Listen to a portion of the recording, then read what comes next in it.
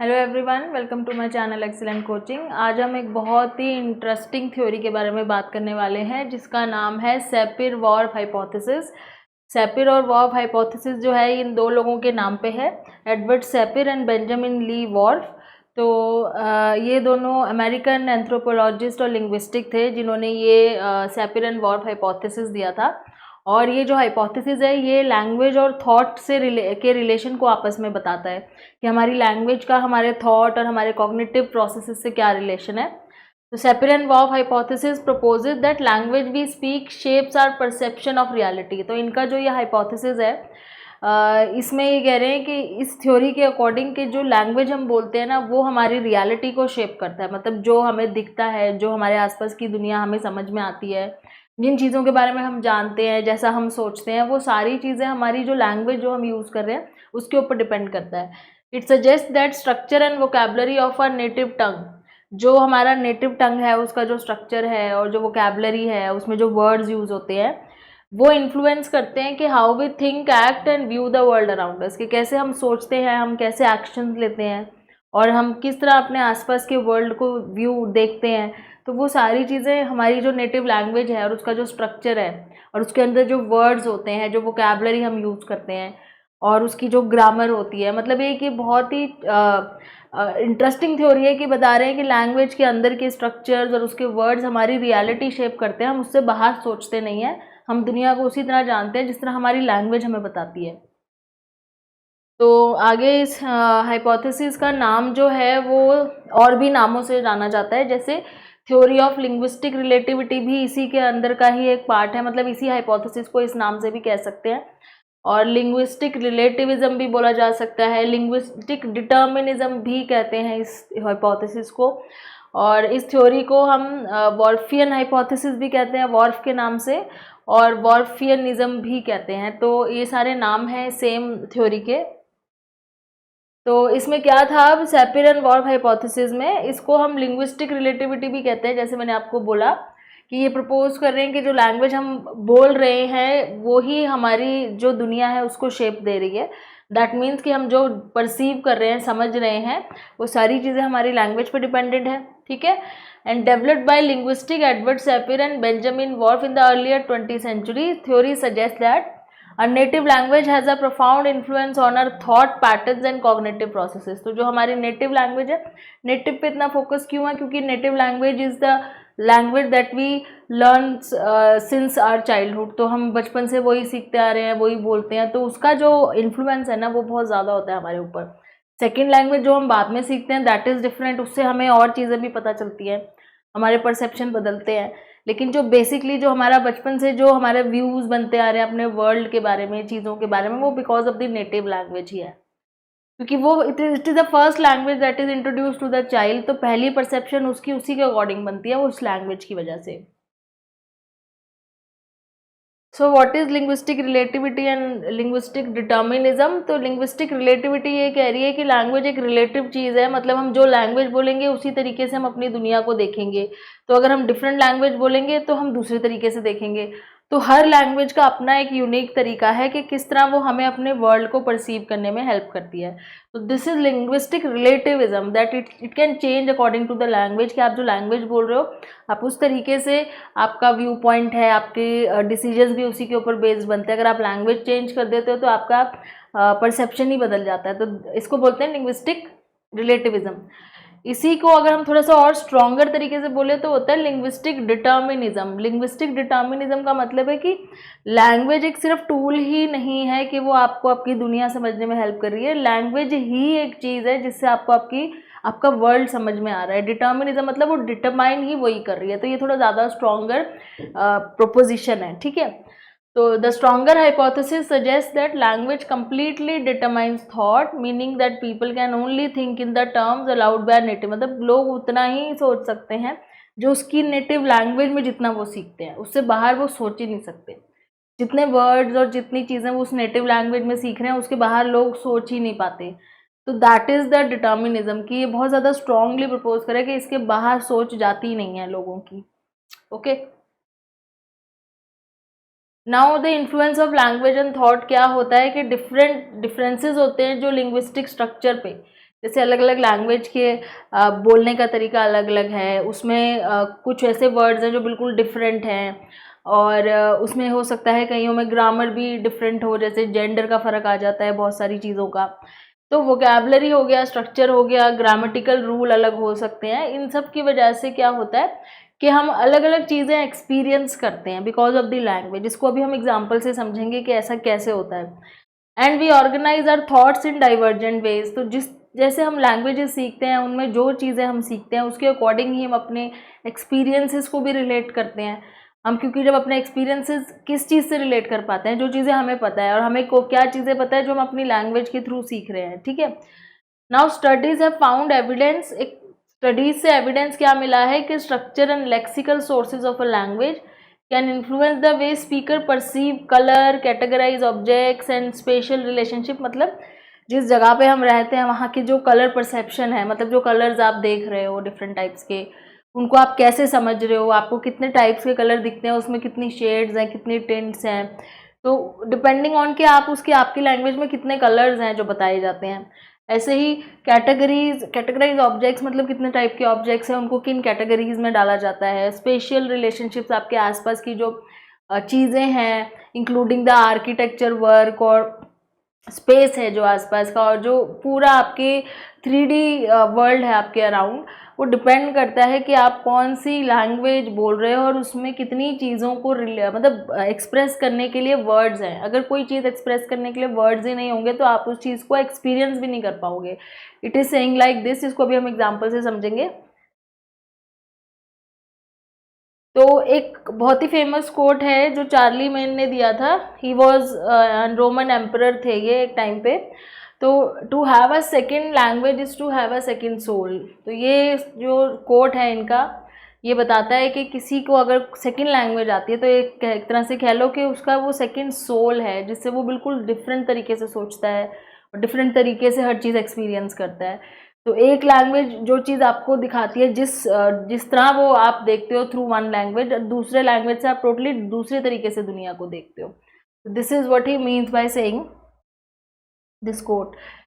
Now अब मैंने जैसे आपको बोला था कि सैपिर और वॉर्फ का हाइपोथेसिस ये कहते हैं कि जो आपकी वोकैबुलरी होती है ना, आपका एक्सपीरियंस भी वैसा ही होता है। जो चीज़ें आपको आपकी लैंग्वेज में पता होती हैं, आप वही चीज़ें एक्सपीरियंस भी करते हो।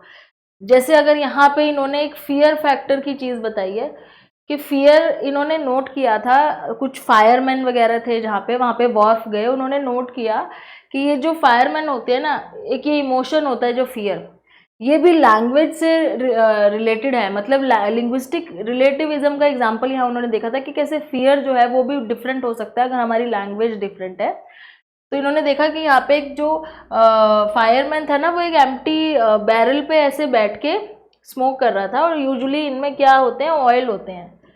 तो ऐसे बैठ के स्मोक कर रहा था। तो वॉर्फ ने obviously may be in different language, जो इनकी लैंग्वेज थी फायरमैन की, उनसे पूछा कि आप वहाँ पे क्यों बैठ के स्मोक कर रहे हो, वो बहुत रिस्की हो सकता है, इट कैन कैच फायर, मतलब फायर, आग लग सकती है, उसमें तेल होगा, या तेल नहीं भी होगा तो उसमें गैस होगी, या उसके रेसिड्यूज हो सकते हैं, फिर भी रिस्की है ही। तो उनसे बात करके उसको ये रिप्लाई मिला वॉर्फ को कि इन्होंने बोला कि जो बैरल है दिस इज़ एम्प्टी। तो उन्होंने बोला ये एम्प्टी है, और अपनी खुद की जो भी लैंग्वेज थी उनकी, उसमें बोला कि वो एम्प्टी है, तो इसलिए उसको, मुझे कोई रिस्क नहीं है इसमें। तो अगेन फिर उन्होंने पूछा कि एम्प्टी कैसे है, तो उन्होंने बोला क्योंकि जब इसमें ऑयल होता है तभी ये फुल होता है, otherwise it is empty, oil नहीं है तो वो एम्प्टी है। तो मतलब उनकी लैंग्वेज में क्या था कि एक बैरल का भरना इज़ फुल एंड खाली इज़ एम्प्टी, ठीक है। वो सिमिलरली हम भी वही कहते हैं कि कोई चीज़ भरी हुई है तो फुल है, लेकिन खाली है तो एम्प्टी है। बट अगर उसमें गैस है तब हम उसको एम्प्टी नहीं कहेंगे ना, हम उसको स्टिल फिल्ड कहेंगे। तो वॉर्फ ने देखा कि बिकॉज उनके लैंग्वेज के थ्रू उनकी जो परसेप्शन है उस चीज़ की, जो वो बैरल यूज़ करते हैं, उनकी फायरमैन के वर्ल्ड में कह लो, या उनकी अपनी जो खुद की लैंग्वेज की परसेप्शन है, वो ये है कि अगर भरा हुआ है तो ही वो रिस्की है, और भरे होने का मतलब ऑयल है, ऑयल नहीं है तो वो खाली है, and that there is no risk. तो इस वजह से जो उनको वो जो लैंग्वेज के थ्रू वो जो परसेप्शन या अंडरस्टैंडिंग है उनकी, कि कोई चीज़ रिस्की तभी होगी जब वो फुल होगी, और वो फुल होने का मतलब है जब उसमें ऑयल होगा। तो दैट इज़ द थिंग। वो मतलब वो इस तरीके से उन्होंने अपने आप को या अपने जो लैंग्वेज के थ्रू वो चीज़ें अपने आप को अंडरस्टैंड करवाई हुई हैं कि कोई चीज़ अगर मतलब ये जो है यहाँ पे ये भरा हुआ होगा तब इसमें ऑयल होगा तभी तभी इसको फुल बोलेंगे, अदरवाइज ये एम्प्टी, और एम्प्टी है तो कोई रिस्क नहीं है। और इस वजह से ये जितने भी फायरमैन थे वहाँ पे उनको कोई फ़र्क नहीं पड़ रहा था। वो कोई भी वहाँ पे बैरल ऐसे रखा था तो वो अगर उस पर तेल नहीं है तो उस पर आराम से बैठ के उसके आसपास बैठ के स्मोकिंग कर रहे थे। जबकि वॉर्फ खुद को उनको ये लग रहा था कि ये एम्प्टी तो है ही नहीं, इसमें भी गैस है तो इसको एम्प्टी क्यों कह रहे हैं। मे बी उनकी लैंग्वेज में उसको गैस को एम्प्टी ही बोलेंगे, बट वी नो कि गैस है तो वो एम्प्टी नहीं हो सकता, वो स्टिल बहुत ज़्यादा इन्फ्लेमेबल है और रिस्की है। यहाँ से कुछ ना कुछ उनको आइडिया माइंड में आया कि ये लैंग्वेज के डिफरेंट होने की वजह से उनकी सोच और उनका जो इमोशन है, ये वाला जो फियर वाला इमोशन है, वो इतना फ़र्क कैसे है। मतलब मुझे पता है कि वो एम्प्टी नहीं है तो मैं डर रहा हूँ, बट उनको वो सोच रहे हैं कि वो उनके अकॉर्डिंग वो एम्प्टी है तो वो नहीं डर रहे हैं। तो मे बी कुछ लैंग्वेज में डिफरेंस है, लैंग्वेज की वजह से परसेप्शन या अंडरस्टैंडिंग में डिफरेंस है। वो अपनी लैंग्वेज के थ्रू कुछ और समझ रहे हैं, मैं कुछ और समझ रहा हूँ, तो उससे हमारे इमोशंस में फ़र्क आ रहा है।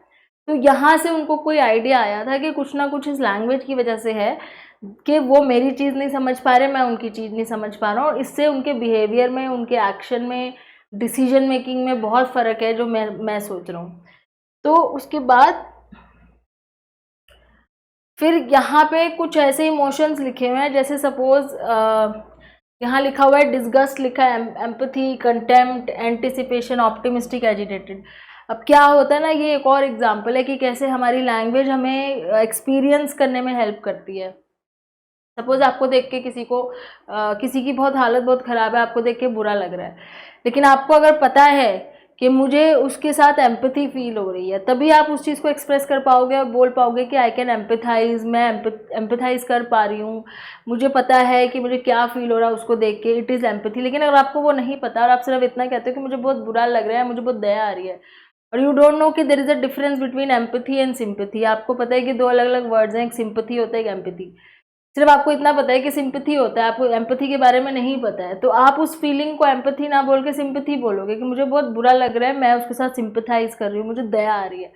आप उसको एज ए एम्पैथी एक्सप्रेस ही नहीं कर पाओगे, क्योंकि आपको पता ही नहीं है कि एम्पैथी भी करके कोई फीलिंग होती है। तो अगर किसी की लैंग्वेज में ये इमोशन वाला वर्ड ही नहीं है तो वो उस चीज़ को उस तरह एक्सप्रेस ही नहीं करेगा, वो उसी तरह एक्सप्रेस करेगा जो वो जानता है। ऐसे हमारे कितने सारे इमोशंस होते हैं, लेकिन हम उसको एग्जैक्टली एक्सप्रेस क्यों नहीं कर पाते, क्योंकि हमें उससे रिलेटेड एग्जैक्ट वर्ड नहीं पता। कई बार हम बोलते हैं ना कि हमें क्या फील हो रहा है, वी डोंट नो, मैं एक्सप्रेस नहीं कर पा रहा हूँ मुझे क्या फील हो रहा है, लेकिन फिर भी हम उसको किसी न किसी वर्ड के अंदर फिट करने की कोशिश करते हैं। हमें हैप्पी फील हो रहा है, सैड हो रहा है, या हमें एक्साइटेड फील हो रहा है, या डल फील हो रहा है, जितना हमें पता है हम उसमें कहीं ना कहीं अपनी फीलिंग को एडजस्ट कर देते हैं। मे बी अगर हमें और ज़्यादा ब्रॉड रेंज ऑफ वर्ड्स पता हो तो हम ज़्यादा बेटर आइडेंटिफाई कर पाएँ कि हमारी इमोशन इस टाइम पे क्या है। ठीक है, तो ये जस्ट एक एग्जांपल है कि वोकैबुलरी ऑफ इमोशंस अगर हमारे पास ज़्यादा होगी तो हम ज़्यादा बेटर तरीके से डिस्टिंग्विश कर पाएंगे कि हमें किस टाइप की इमोशन फील हो रही है और कैसी नहीं। और नहीं होगी तो हम उस इमोशन को किसी और चीज़ में फिट कर देंगे और उसी को मान के आगे अपना बिहेवियर या जिस तरह से एक्शन लेना है वो लेंगे। तो ज़्यादा नॉलेज होगी तो ऑब्वियसली ज़्यादा बेटर तरीके से एक्सप्रेस करेंगे। और वो नॉलेज कैसे होगी, वो हमें हमारी लैंग्वेज से होगी, लैंग्वेज के अंदर जो वर्ड्स हैं उनसे होगी नॉलेज। तो ये एग्जांपल है एक इमोशन को कैसे हम एक्सप्रेस करते हैं। फिर एक और एग्जांपल है, ये है एक कोरियन लैंग्वेज का एग्जांपल है कि आप देखोगे यूजुअली आपको नेट पे भी कुछ वीडियोस मिलेंगी जहाँ पे वो बोलते हैं कि कोरिया में ना ब्लू और ग्रीन दोनों के लिए एक ही सिंगल वर्ड यूज होता है। जैसे हम अलग अलग बोलते हैं ना ब्लू और ग्रीन या नीला और हरा, वहाँ पे दोनों के लिए एक ही वर्ड है। तो एज पर कोरियन जो ब्लू है या जो ग्रीन है वो एक दूसरे के वेरिएंट है, मतलब वो एक दूसरे की ही वेराइटी है, तो वो उसको एक ही वर्ड बोलते हैं। जैसे अगर हमारे सामने ब्लू कलर होता है, किसी ने ब्लू टी शर्ट पहनी है सपोज, तो वो लाइट भी हो सकती है, डार्क भी हो सकती है, लेकिन यूजुअली हमारे मुंह से इतना ज़्यादा कलर वेरिएशन नहीं निकलता, हम जनरली बोल देते हैं ब्लू है। वो तो बात की बात है कि लाइट ब्लू है, डार्क ब्लू है, नेवी ब्लू है, वो एग्जैक्टली हम नहीं बोलते हैं, हम जस्ट बोल देते हैं कि ब्लू है। ऐसे ही वहाँ पे अगर ब्लू है, ग्रीन है, तो उनके मुंह से वो ब्लू निकलता है, because there is only one word दोनों के लिए, ग्रीन और ब्लू के लिए। वो बात की बात है कि वो थोड़ा सा शेड अलग है तो वो ग्रीन की तरफ जा रहा है, पर उनके हिसाब से ब्लू और ग्रीन एक ही है। बिकॉज ऑफ द लैंग्वेज वो क्या हुआ, वो उस कलर को कैसे परसीव कर रहे हैं, ब्लू की तरह परसीव कर रहे हैं, एज अ ब्लू। लेकिन हमें पता है कि हमें ग्रीन भी पता है, हमारे लिए ब्लू और ग्रीन अलग अलग वर्ड्स हैं, तो हम उसको ब्लू बोलेंगे या उसको ग्रीन बोलेंगे, दोनों के अंडरस्टैंडिंग लेवल में फ़र्क आएगा। अब जैसे यहाँ पे ये जो ब्लू के जो इतने सारे टिंट्स और शेड्स हैं, अगर एग्जैक्टली हमें सबके नाम याद हो और हमें पता हो कि किसके क्या नाम है, और ये बहुत कॉमन हो हमारे आसपास, ये नॉर्मल चीज़ हो कि हम एग्जैक्टली उस शेड और उस टिंट का नाम लेके बोलते हैं, तो जब भी हम कोई काम करेंगे, कोई सिलेक्शन करेंगे किसी कलर की, तो हम एग्जैक्टली उसी शेड को सिलेक्ट करेंगे या उसी शेड का नाम लेंगे। लेकिन बिकॉज इतना कॉमनली हम इतने टिंट्स और शेड्स अपनी लैंग्वेज में यूज़ नहीं करते हैं, या हमें याद भी नहीं होते, कई बार हमें पता भी नहीं होते, इतने सारे टिंट्स और शेड हमें पता भी नहीं है। हमें 2-3 पता है, लाइट है, डार्क है, नेवी है, इंडिगो है, तो जो हमें पता नहीं है वो हम यूज़ भी नहीं करते। तो हमारे हिसाब से अगर कोई तीसरा चौथा कलर भी होगा ना, तो हम उसको उतना ही वही नाम देंगे जो हमें पता है।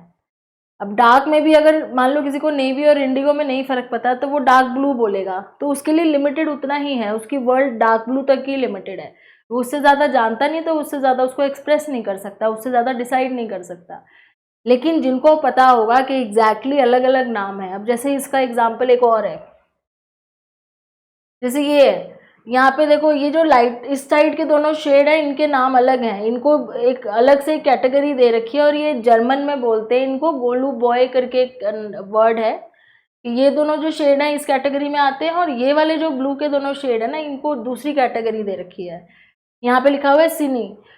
तो अब अगर कोई जर्मन होगा ना, तो वो इसको ब्लू नहीं बोलेगा, वो स्पेसिफिक कैटेगरी बोलेगा, और उसको पहचान भी बहुत जल्दी लेगा। और ये एक्चुअली प्रूव भी हो चुका है बहुत सारी स्टडीज़ में, कि अगर आप एक जर्मन पर्सन से पूछोगे ना कौन सा ब्लू है, तो वो उसको सिर्फ ब्लू या डार्क ब्लू, लाइट ब्लू नहीं बोलेगा जैसे हम लोग बोलते हैं, वो उसको एग्जैक्टली उसका शेड का नाम लेके बोलेगा, बिकॉज उनकी वोकैबलरी या उनकी लैंग्वेज में ये चीज़ बहुत कॉमन है, और वो सब यूज़ करते हैं और वो सिखाई जाती है। तो उससे उसकी परसेप्शन इतनी ज़्यादा हमसे अलग हो जाती है कि जब वो डिसाइड करता है, जब वो कोई चीज़ सेलेक्ट करते हैं, तो वो पर्टिकुलर शेड ढूंढते हैं, उसके यहाँ पर्टिकुलर उसका वो ढूंढते हैं कलर, उसके अंदर भी कौन सी वैरायटी। अब जहाँ पे ये चीज़ नहीं है, जहाँ पे ब्लू इज़ जस्ट ब्लू, कोई भी हो, चाहे ग्रीन इज़ जस्ट ग्रीन, कोई ज़्यादा स्पेसिफिक डिफरेंस नहीं बोला जाता, ज़्यादा शेड्स नहीं सिखाए जाते, वहाँ पे उनकी डिसीजन मेकिंग इतनी ज़्यादा टिपिकल नहीं होगी। वो जस्ट एक नॉर्मल उठाएंगे कोई भी शेड या टेंट, और वो उनके लिए नॉर्मल होगा, कोई प्रॉब्लम नहीं होगी। तो हमारी लैंग्वेज से हमारी थिंकिंग में इफ़ेक्ट पड़ा, थिंकिंग से हमारे बिहेवियर में इफ़ेक्ट पड़ा, और बिहेवियर से हमारी डिसीजन मेकिंग चेंज हुई। तो लैंग्वेज एक तरीके से हमारी पूरी परसेप्शन और हमारे कॉग्निटिव प्रोसेस को कंट्रोल कर रही है। अब लैंग्वेज कलर के अलावा एक चीज़ और है, जैसे यहाँ पे जेंडर्ड लैंग्वेज की बात हो रही है। जेंडर्ड लैंग्वेज मीन्स कि जैसे जर्मन, स्पेनिश, फ्रेंच, कुछ ऐसे लैंग्वेजेस है जिसमें ना ऑब्जेक्ट्स के आगे उनकी जेंडर भी लगती है। जैसे अगर इसमें लिखा हुआ है, जैसे ये सन है, जो सपोज यहाँ जो सन है, जर्मन में क्या होता है, ये फेमिनिन माना जाता है, जैसे फीमेल माना जाता है सन को, और स्पेनिश में मैस्कुलिन माना जाता है। और अगर हम अपनी हिंदी भाषा की बात करें, तो हमारे हिंदी भाषा में भी जो सन है, सूर्य है, उनको हम मेल फिगर मान के चलते हैं, सूर्य देवता बोलते हैं ना, मेल फिगर। ऐसे ही जर्मन में जो मून है, उनको मैस्कुलिन माना जाता है, लेकिन स्पेनिश में मून को फेमिनिन माना जाता है, फीमेल। और हमारे हिंदी लैंग्वेज में मून क्या है, मैस्कुलिन है, चंदा मामा से रिलेट करते हैं, वो मेल है। तो लैंग्वेज के जेंडर लैंग्वेज की वजह से भी जेंडर का जो डिफ्रेंशिएट कर रखा है कि कौन सी फिगर मेल है, कौन सी फिगर फीमेल है, उससे भी उनकी बात करने का तरीका, उस चीज़ को समझने का तरीका, उसके बारे में बोलने का तरीका बदल जाता है। उसके अगर आप, अब हम एक बच्चा यहाँ इमेजिन करता है जब मून को, जब घर में वो सुनता है कि बार बार चंदा मामा बोल रही है मम्मी, तो जब वो इमेजिन करता है तो वो एक मेल फिगर की तरह इमेजिन करता है। तो उसका जो पूरा थॉट प्रोसेस है ना, वो उसके अकॉर्डिंग है, जो उसको सिखाया जा रहा है लैंग्वेज के थ्रू। और वही अगर स्पेन में कोई बच्चा होगा, उसके लिए मून एक फेमिनिन है, तो वो उसको एक फीमेल फिगर की तरह इमेजिन करेगा। ये एक एग्जाम्पल और है। और इसके अलावा एक मैं बहुत ही आपको एक कॉमन एग्जाम्पल देती हूँ, जिसको आप बहुत ईजीली समझ जाओगे कैसे लैंग्वेज से हमारा परसेप्शन चेंज होता है। अब जैसे देखो, हमारे यहाँ पे किसी को बुलाने के 3 तरीके हैं। एक होता है आप, तुम और तू, 3 होते हैं। अब इसमें तीनों में हमें फ़र्क पता है क्योंकि हमारी नेटिव लैंग्वेज है, हम बचपन से सुनते आ रहे हैं कि आप हम उसे बोलते हैं जिसको हम फॉर्मली बुलाते हैं। तो जब कोई फॉर्मल कॉलिंग होती है तो हम आप बोलते हैं, या हम कोई अननोन पर्सन होता है उसके लिए हम आप यूज़ करते हैं, जिसको हम जानते नहीं है तो वो बहुत ज़्यादा फॉर्मल हो गया, ठीक है, फॉर्मल हो गया, अननोन हो गया। या फिर हमसे कोई बड़ा है, कोई एल्डर है जिसको हम बहुत ज़्यादा रिस्पेक्ट देते हैं तो हम उसको तो हम उसको आप बोलते हैं। वो छोटा भी, अगर मान लो किसी का सीनियर कोई छोटा भी है एज में लेकिन उसको रिस्पेक्ट देता है तो आप बोलता है। ऐसे ही हमारे यहाँ पे तुम बोलने का क्या है कि तुम हम उसको बोलते हैं जो हमारे थोड़ा क्लोज होता है या हमारे सेम एज का होता है, या कोलीग हो सकता है हमारा जिसके साथ हम ज़्यादा फॉर्मल नहीं हैं। अगर तू बोलना है तो तू में बेसिकली हम लोग देखते हैं कि उसकी एज हमसे कम होती है तो तू बोल सकते हैं, या वो हमारे बहुत ज़्यादा फ्रेंडली है तो हम तू बोल सकते हैं। तो अब यहाँ पे देखो हमारे सिर्फ एक वर्ड की, जिसको इंग्लिश में खाली यू कहा जा रहा है और उसका हिंदी में 3 तरह के वेरिएंट्स हैं। अब किसी को बुलाने में भी हमारी परसेप्शन देखो कितनी काम आती है। हम सोचते हैं पहले कि हम जिसको बुला रहे हैं उसका रिलेशन क्या है, फिर हम उसके लिए करेक्ट वर्ड यूज़ करते हैं और उसके साथ बिहेवियर भी हमारा अकॉर्डिंगली चेंज हो जाता है। अगर आप बोल रहे हो तो आप बिहेवियर भी उस तरह करोगे, अगर आप किसी को तू बोल रहे हो तो उसके साथ बिहेवियर भी आपका चेंज हो जाएगा अकॉर्डिंग टू आपकी जो लैंग्वेज है, और वही आपके एक्शंस में दिखेगा और डिसीजन मेकिंग में भी वही चीज़ आपके रिफ्लेक्ट करेगी। अब ऐसे ही कहते हैं फ्रेंच में भी ऐसे ही होता है, फ्रेंच लैंग्वेज में भी कुछ कुछ ऐसे ही है कि वहाँ पे भी जो यू वर्ड है ना उसके 2 टाइप्स हैं। एक तो जैसे हमारा तू है ना, उनका भी तू होता है, और हमारा जैसे आप है ना, उनका एक होता है वो।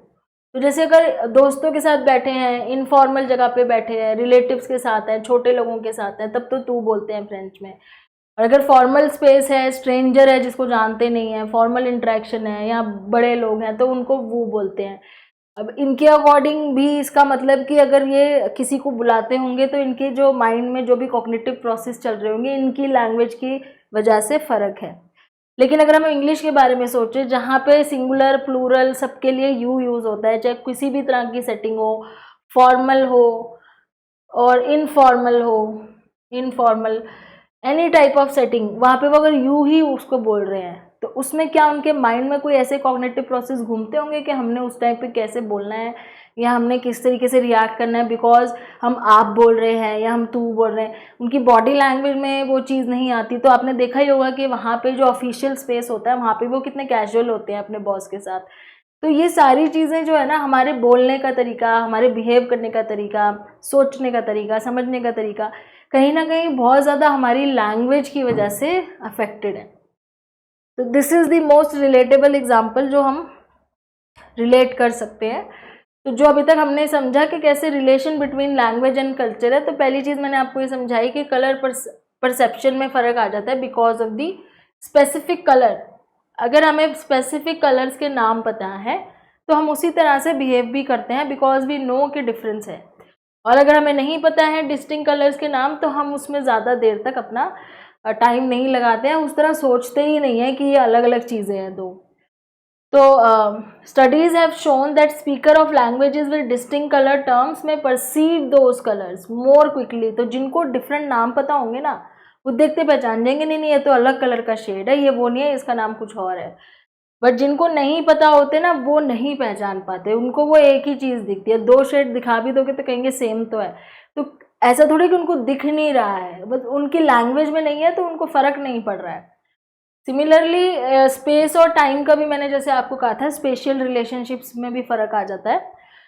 तो languages and how they express the concept of space and time. For instance some language use absolute cardinal directions instead of left और राइट। और ये एग्जांपल जो इन्होंने दे रखा है कि किसी किसी लैंग्वेज में क्या होता है कि वो कार्डिनल डायरेक्शंस ही यूज़ करते हैं, वो लेफ़्ट और राइट वर्ड है ही नहीं उनकी लैंग्वेज में।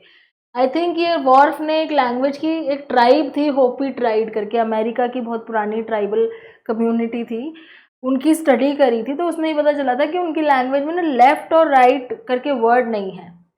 तो वो क्या करते हैं, वो एग्जैक्ट डायरेक्शंस बोलते हैं। अगर उनको लेफ़्ट बोलना है और वो इस तरह खड़े हुए हैं तो वो उसको वेस्ट बोलेंगे। अगर हाथ की भी बात हो रही है कि अगर मैं बोल रही हूँ कि ये मेरा राइट हैंड है और वो वेस्ट डायरेक्शन में है तो वहाँ पे वो लेफ़्ट और राइट तो है नहीं, तो दे विल से कि मेरा वेस्टर्न साइड वाला हाथ जो है, तो वो बिल्कुल अपने हर चीज़ को किस डायरेक्शन में चल रहे हैं, किस तरफ खिड़की है, किस तरफ दरवाज़ा है, लेफ्ट राइट बोलते ही नहीं है।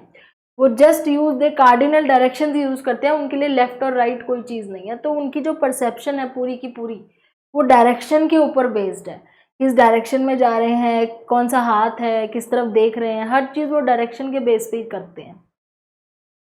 This can influence how speaker navigate and perceive special relationship. तो ऑब्वियसली उनकी सोच समझ और आपकी सोच समझ, जो हम लेफ्ट राइट का यूज़ करते हैं, हमारी समझ और उनकी समझ में ज़मीन आसमान का फ़र्क आ जाएगा, जस्ट बिकॉज वो डायरेक्शंस एग्जैक्टली जानते हैं।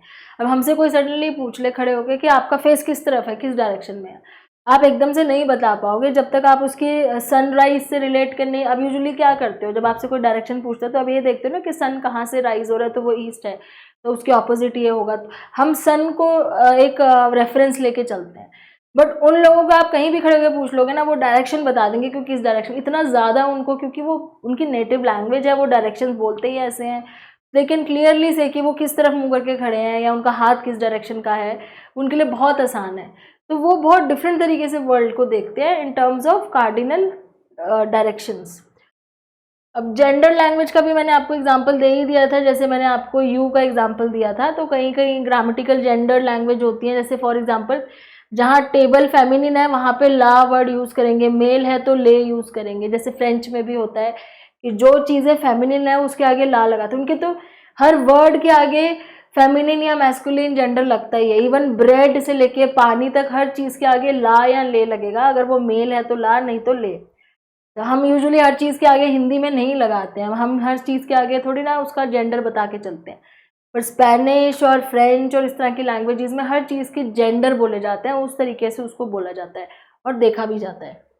तो वो जेंडर लैंग्वेज का फ़र्क आ जाता है। तब इन चीज़ों का रियल प्रैक्टिकल लाइफ में क्या इम्प्लीकेशंस है, ये क्या फ़र्क पड़ता है हमें अगर ये ऐसा होता भी है तो फ़र्क ये पड़ता है कि हमें कल्चरल अंडरस्टैंडिंग बहुत अच्छे से हो सकती है अगर हम दूसरी लैंग्वेज को समझ जाएं, सीख जाएं, तो हमारा वर्ल्ड व्यू चेंज हो सकता है, हम दूसरी तरीके से भी दुनिया को देख सकते हैं। जब आप कोई दूसरी लैंग्वेज सीखते हो ना, सपोज हिंदी स्पीकर्स हैं, मोस्टली इंडिया में जो हिंदी स्पीकर हैं उनको इंग्लिश भी आती है, बहुत सारे लोगों को। तो आप खुद ही देखोगे कि जब हिंदी में जो बॉडी लैंग्वेज होती है ना, उस टाइम वो डिफरेंट होती है as compare to when you are speaking in English. तो इंग्लिश एक लैंग्वेज ही डिफरेंट होने की वजह से उन लोगों की सोच बदल जाती है, उनका बॉडी लैंग्वेज, उनका बिहेवियर, उनका एक्चुअली में डिसीजन मेकिंग करना या कोई एक्शन लेना, जस्ट बिकॉज एक लैंग्वेज उन्होंने और सीख ली। तो अगर हम दूसरी लैंग्वेज सीखते हैं ना, तो हम बहुत सारी चीज़ें सीखने लग जाते हैं और बहुत डिफरेंट तरीके से वर्ल्ड को देखने लगते हैं और हमारी डीपर अंडरस्टैंडिंग हो सकती है दूसरे कल्चर्स की। सेकेंड चीज़ हो सकती है कि इम्प्रूव कॉग्निटिव फ्लेक्सिबिलिटी, हमारी कॉग्निटिव एबिलिटीज़ फ्लेक्सिबल होती हैं, वी आर नॉट रिजिड कि हमें इतना पता है तो इतना ही होगा, रिजिडिटी खत्म हो जाती है। जब आप दूसरी लैंग्वेज सीखते हो आपको उसमें बहुत सारी और चीज़ें भी समझ में आने लगती हैं, तो कॉग्निटिव एबिलिटीज़ एनहांस होती है, प्रॉब्लम सॉल्विंग स्किल्स बढ़ते हैं, capacity to think outside the confines of single linguistic framework, उसके बाहर भी आप सोच सकते हो। अब जैसे अब मैं आपको एक एग्जांपल देती हूँ, जैसे कोई फॉरेनर है जिसकी लैंग्वेज में इंग्लिश जो है वो इंग्लिश बोलता है और उसकी लैंग्वेज में यू इज़ जस्ट यू, चाहे वो किसी बड़े से बात करे या छोटे से, उसके माइंड में कुछ आएगा नहीं कि कभी कि मैं बड़े से बोल रहा हूँ तो मैं यू करके नहीं बोलूँ, हो सकता है वो बहुत डिसरिस्पेक्टफुल, उसके माइंड में क्यों आएगा, क्योंकि उनके लैंग्वेज में एक ही वर्ड है you. It is not disrespectful कि वो बड़े को भी वही बोले, छोटे को भी। पर अगर वो हिंदी सीख जाता है, सेम वही पर्सन जिसको अभी तक इंग्लिश आती थी, अगर सपोज बाय एनी रीज़न, किसी भी रीज़न की वजह से वो हिंदी सीख जाता है और उसको पता चलता है कि अच्छा अगर मैं अपने बड़े से बात कर रहा हूँ तो आई शुड नॉट से कि मैं उसको तू नहीं बोलूँगा, जो यू का हिंदी ट्रांसलेशन है, मेरे को उसको आप बोलना चाहिए। मतलब हिंदी में मुझे एज के अकॉर्डिंग बोलना पड़ेगा या मुझे अपने रिश्ते के अकॉर्डिंग हिंदी में बोलना पड़ेगा। तो उसकी सोच वहाँ पे कितने ज़्यादा इफेक्ट करेगी, आप खुद ही सोच के देखो, उसके लिए बहुत सरप्राइजिंग होगा पहली बात तो। और ये चीज़ उसके बिहेवियर में कहीं ना कहीं चेंज लेके आएगी जब वो एक बड़े से बात कर रहा होगा, एक छोटे से बात कर रहा होगा, इवन जब वो इंग्लिश में भी बोल रहा होगा और उसको अगर हिंदी की नॉलेज हो चुकी होगी कि हिंदी में वो बड़े से कैसे बात करते हैं, लैंग्वेज में कितना ज़्यादा डिफरेंस होता है अगर हम हिंदी में किसी बड़े से बात करें और किसी छोटे से करें, तो वो ऑटोमेटिकली उसको इफेक्ट करेगी और कहीं ना कहीं उसकी सोच में, उसके बिहेवियर में, उसकी बॉडी लैंग्वेज में आएगी। तो ऐसे ही होता है। तो वी एनहांस, इससे क्या है कि उसकी कॉग्निटिव एबिलिटीज एनहांस हो रही है, कुछ बुरा नहीं सीख रहा, वो कुछ नया सीख रहा है, फ्लेक्सिबल हो रहा है, उसके एनहांसमेंट हो रही है उसकी कॉग्निटिव डिसीजन मेकिंग में और जितनी भी प्रॉब्लम सॉल्विंग एबिलिटीज़ में। और तीसरी चीज़ है इफेक्टिव कम्युनिकेशन स्ट्रैटेजीज। तो ये तो ऑब्वियस है कि जब आप लैंग्वेज दूसरी समझ जाते हो तो आपको उस कम्युनिटी के लोगों से बात करने में आसानी होती है, ज़्यादा इफेक्टिवली आप उनकी अंडरस्टैंड कर लेते हो कि वो क्या कहना चाह रहे हैं और आप उनको बहुत इजीली अप्रोच कर सकते हो। तो लैंग्वेज बैरियर जो है वो कम होते हैं, आप उनकी कल्चर को समझने में बहुत आसानी होती है आपको कहीं नई जगह पे जाके। अब इसमें आज के टाइम पे क्या चल रहा है, ये एक टाइम पे क्या हुआ था कि ये जब आया था नया नया हाइपोथेसिस तो ये बहुत फेमस हुआ क्योंकि बहुत अजीब सा लगा लोगों को कि कैसे लैंग्वेज हमारे वर्ल्ड को बनाती है। फिर बीच में क्या हुआ, नॉम चॉम्स्की की थ्योरी आई जहाँ पे उन्होंने लैंग्वेज एक्विजिशन डिवाइस की बात की थी कि हम सबके अंदर इनबॉर्न डिवाइस होती है और सारी लैंग्वेजेस के स्ट्रक्चर सेम होता है, सब में सेम वोकैबुलरी होती है। उन्होंने ऐसा बोला और वो बहुत पॉपुलर हो गई वो थ्योरी, और मतलब उस थ्योरी को इतना ज़्यादा उस फेमस हो गई कि ये वाली थ्योरी कहीं ना कहीं दबके रह गई। फिर बाद में जब उनकी थ्योरी रिजेक्ट हुई और थ्योरीज आई लैंग्वेज से रिलेटेड के हम सोशल लर्निंग से लैंग्वेज सीखते हैं और बहुत सारे बिहेवियरिज्म वगैरह आया, तो अब दोबारा से इस हाइपोथेसिस को फिर से बाद में वैल्यू मिलनी शुरू हुई और फिर से लोगों ने इसके ऊपर रिसर्चेस करनी शुरू करी हैं कि ये जो हाइपोथेसिस था ये भी गलत नहीं था, ये भी कहीं ना कहीं हमें दिखता है कि इसका भी एक्चुअली में प्रैक्टिकली असर होता है। तो इसमें अब क्या हो रहे हैं, एम्पिरिकल चैलेंजेस हो रहे हैं, रिसर्च कंटिन्यू कर रही है कि इसके ना हमें एम्पिरिकल एविडेंसेस ढूंढने हैं, क्योंकि उस टाइम पे पर्टिकुलरली क्या था कि कॉज एंड इफेक्ट रिलेशनशिप जैसे निकालते हैं किसी भी साइंटिफिक रिसर्च में, उस टाइम पे इतना ज़्यादा एम्पिरिकल एविडेंस नहीं हो पाया था जब शुरू शुरू में ये थ्योरी आई थी। बट अब इसके ऊपर डिबेट भी चल रही है and they are continue to finding the empirical research हो रहा है continue, particularly in the light of difficulties in establishing causality between language. Causality का मतलब कॉज एंड इफेक्ट रिलेशनशिप निकालने की कोशिश हो रही है। फिर क्रॉस कल्चरल स्टडीज चल रही हैं, फ्यूचर रिसर्च में क्या करेंगे कि इसको अलग अलग कल्चर में करके देखेंगे ज़्यादा अच्छे अंडरस्टैंडिंग के लिए कि कैसे अलग अलग कल्चर की अलग अलग लैंग्वेज में पैटर्न बदलता है, तो कैसे हमारी थिंकिंग चेंज होती है। टेक्नोलॉजी और लैंग्वेज में क्या हुआ है कि अब तो आर्टिफिशियल इंटेलिजेंस आने की वजह से, टेक्नोलॉजी की वजह से और ज़्यादा इजी हो गया है इसको टेस्ट करके अप्लाई करके देखना। एआई का यूज़ करने से बहुत इजीली अब इस पर रिसर्च हो सकती है। एंड मार्केटिंग एंड एडवर्टाइजिंग में भी इसका बहुत यूज़ होता है, क्योंकि जब कोई पर्टिकुलर एड बनानी होती है या कोई प्रोडक्ट बेचना होता है तो वहाँ पे वो उस कल्चर से रेलेवेंट मार्केटिंग कैंपेन लॉन्च करते हैं ताकि वहाँ के लोग जो हैं उनकी लैंग्वेज के अकॉर्डिंग उसको ढंग से सीख जाएं, कंज्यूमर बिहेवियर समझ पाएँ कि उनकी लैंग्वेज, जो भी लैंग्वेज है जहाँ पे वो प्रोडक्ट बेचना है, उस लैंग्वेज में उस प्रोडक्ट को किस तरह वो लोग देखेंगे और कैसे वो ज़्यादा अच्छे से बिकेगा। तो ये सारी ऑनगोइंग इसके ऊपर जो काम चल रहा है। अब क्रिटिक क्या थे इस पर, क्रिटिक यही थे कि लैंग्वेज को कुछ ज़्यादा ओवर सिंप्लीफाई इन्होंने कर दिया था। दे आर सेइंग कि लैंग्वेज जो है वो बहुत डायनामिक होती है, वो इतना ईजी नहीं है कि आप किसी भी लैंग्वेज को सीख लो और सीख के आप अपनी सोच बदल लो। It is very difficult process, उसको समझने में, इंटरनलाइज करने में टाइम लगता है। तो ऐसा कहा गया था कि इन्होंने बहुत ओवर सिंप्लीफिकेशन कर दिया थ्योरी का कि लैंग्वेज सीख लोगे तो आपकी कॉग्निशन चेंज हो जाएगी। और ऐसा कुछ बीच में क्रिटिसिज्म भी था कि ये उल्टा भी तो हो सकता है कि क्योंकि आपकी कॉग्निशन या आपका जो परसेप्शन है वो अलग है, इसलिए आप लैंग्वेज अलग बोलते हो या अपनी लैंग्वेज में वो चीज़ आप बोलते हो। तो कुछ इसमें कंट्रोवर्सी थी जो अब जो है वो पूरी करने की कोशिश हो रही है because of the empirical evidence. अब इस पर भी काम हो रहा है कि साइंटिफिकली इस पर रिसर्च हो, एविडेंसेस निकाले जाएं ताकि ये जो क्रिटिसिज्म है कि ऐसा नहीं होता है या इसका कोई प्रूफ नहीं है, ये सब क्रिटिसिज्म जो है इनके ऊपर काम कर रहे हैं। तो they are now scholars argue that empirical evidence supporting the hypothesis inconsistent है। एम्पिरिकल एविडेंस जो है और जो थॉट है लैंग्वेज के ऊपर थॉट डिपेंड होता है, बहुत एग्जैजरेटेड है, इतना ज़्यादा होता नहीं है जितना बोला गया है, ये क्रिटिसिज्म है। तीसरा क्रिटिसिज्म है कि कल्चरल बायसेस भी तो होते हैं कि अलग अलग कल्चर जो है, अब ये जो थे सैपिर एंड वॉर्फ ये दोनों ही अमेरिकन थे, तो बोला है कि ये तो अपने अमेरिकन, अब इनकी लैंग्वेज, अगर ये बोल रहे हैं कि लैंग्वेज से थॉट में फ़र्क पड़ता है तो इनके ऊपर भी तो ये चीज़ आई होगी, इन्होंने अपने परसेप्शन से इसका मतलब देख के थ्योरी बनाई है। अब यही चीज़ अगर कोई और लैंग्वेज वाला करेगा, थ्योरी पे रिसर्च करेगा और वो भी सेम बोलेगा तो माना जाएगा। तो कहीं ना कहीं कल्चरल बायस है। बिकॉज जिन्होंने ये करा ना वो वेस्टर्न कल्चर के हैं, अमेरिका के हैं, वेस्टर्न कल्चर के हैं, तो वो उनके परसेप्शन से बनाई है थ्योरी। अब यही चीज़ अगर दूसरे कल्चर के लोग भी टेस्ट करें, एविडेंस निकालें, तो ये कह सकते हैं कि कल्चर बायसनेस इसमें रिमूव हो गई है।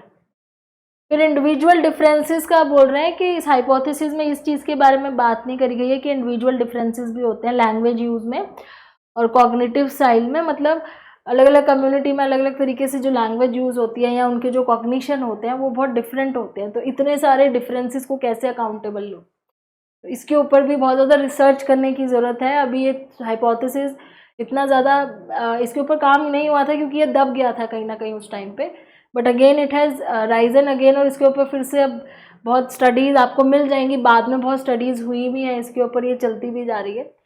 तो एक बहुत ही इंटरेस्टिंग और डिफरेंट टाइप का की थ्योरी थी ये। I hope you have understood something new, कुछ समझ में आया आपको, नया कुछ पता चला जिसके ऊपर आप और रिसर्च कर सकते हो। और अगर आपको वीडियो अच्छी लगी तो लाइक करें, शेयर करें, सब्सक्राइब करें, एंड थैंक्स फॉर वॉचिंग।